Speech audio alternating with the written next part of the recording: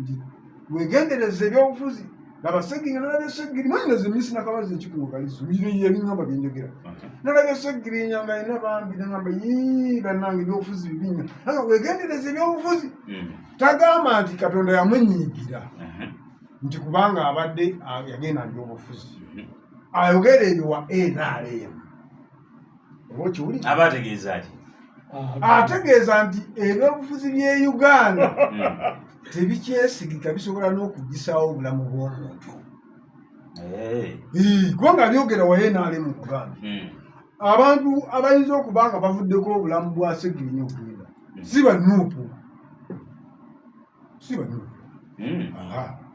banuupu ensi yonna ekimanyi Ssegirinya agenze kuba yasaba bbeeyi gavumenti negigaana mu bugende olaba ne ndi mulwadde bune muntu engende enjanjabwe ne bagaana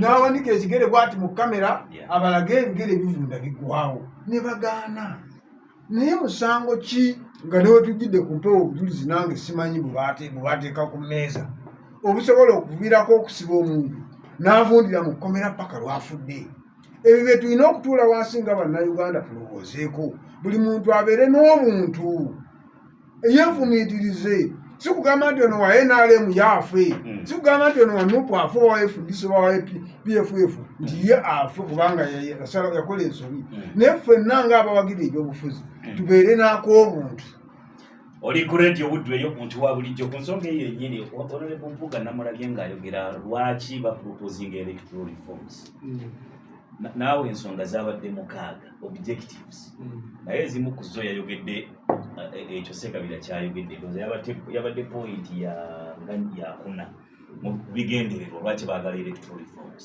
n'agamba nti eggwanga liteekeddwa okubaamu framework ya national reconciliation mu ngeri ya muzaŋŋanda okutabagana abantu n'agamba emyaka 40 temulowooza nti bitono nnyo ebigenze mu maaso bingi waliwo abafiiriddwa waliwo abafudde waliwo abafunye ebisago waliwo abalina ebiwundu ku mitima naga kati tusobola kusirika busirisi as if nothing has happened kati twetaagawo reconciliation nga tugenda mu kalulu kali zezimu ku gundi zeyawadde naye njagala kubawa ku reforms ezimu Honorable Mpuuga ze yayogerako emabegakaawo ze yali aproposing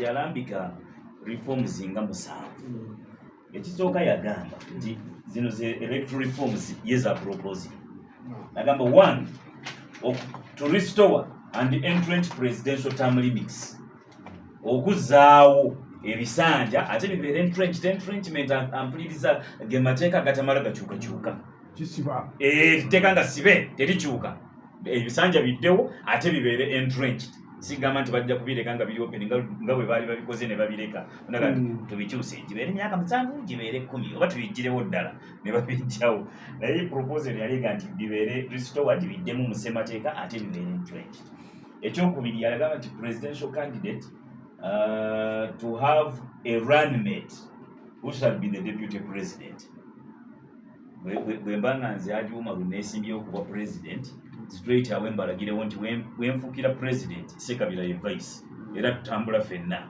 nga mukimanyi si byakumala kunobuga nti katanga tulinde Haji bagenda londaani muba muli awo ng'aleese omuntu gwe amugjeewo oyo nate twamutegete akokusalaga nti introduce a second tier of parliament with 39 MPs from the original 39 districts of Uganda. The deputy president shall be its head. Waberewo parliament ey'omumakkati awo ng'erina ababaka 39. Ababaka bano nga bava mu district 39 ziri original enkadde. Deputy president ono yabaabanga yakulira parliament eyo. Ekyokuna yagamba to reduce the size of parliament to 292 MPs. Ababaka ba parliament bakendeezebwe badde ku 292 okuva ku 522 gye tuli badde ku 292. Ekyokutaano yagamba nti allow ordinary voters to challenge in court the presidential election results. Omanyi ku ssaawa zino Ssebo gwe tomala gafuutukeno kanti nze nalabidde ddala nga batubba ngenze mu kkooti yesimbawo candidate yalina okuwaaba temulina buyinza buloopa naye kati agamba nti abantu ba bulijjo naffe tukirizibwa okugamba kugenda mu kkooti tugambe nti kuno okulonda kwabaddewo tekulimu namazima nabwenkanya tukuwakanya oba n'okuwakanya ebivuddemu. Ekyomukaaga alaga nti presidential election results for each district be declared at the district before their transmission to the National Tally Center. Ebivudde mu kulonda ebya district birangirirwe fule nti district y'e Masaka Ssekabira yasinze afunye obululu bwe buti n'agobererwa gundi n'afuna obululu bwe buti nga tebinnatwalibwa eri Namboole ku Tally Center. Naye kati wano temumanya mubimanya bituuse nti ab'e Masaka bamuwadde bungi okitege kati akati ekyo nakyo kikyuke tubitegeerere wano biyinza okukyukira wakati wakati awo naye katonga sebamanyi okwekyanga biyinza obutasalaati ekyomusanvu yagamba nti allow prisoners and Ugandans in the diaspora to vote. Bannayuganda abasibe n'abali ebweru bakkirizibwa okulonda ze zimu ku nsonga zeyawa. Nayaga nti propose ezo zonna zigenderedde okuleeta electoral reforms ne constitutional reforms, enkyukakyuka mu ssemateeka n'enkyukakyuka mu mateeka nga tugenderera mu kulonda akalulu ka 2026. Ekirala kwe kukakasa nti akalulu kabeera free and fair and non-violent.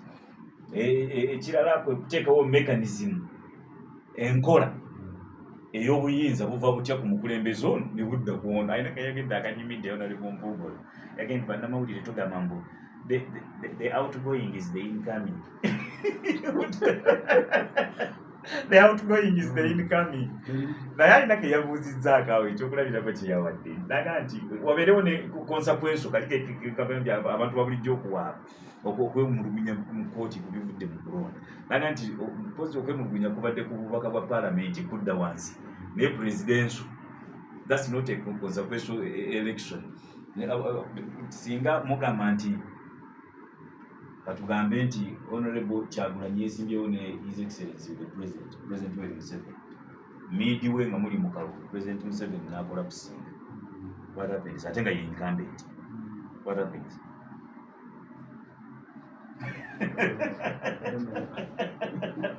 Mukyusa mpayisi we najja nadda mu kifo ky'ono n'avuganya. What happens? Okirege kati awo agambye nti amateeka gali mu bigendererwe. Reforms ezo z'owulidde ati Yusuf gatutandike naawe. Reform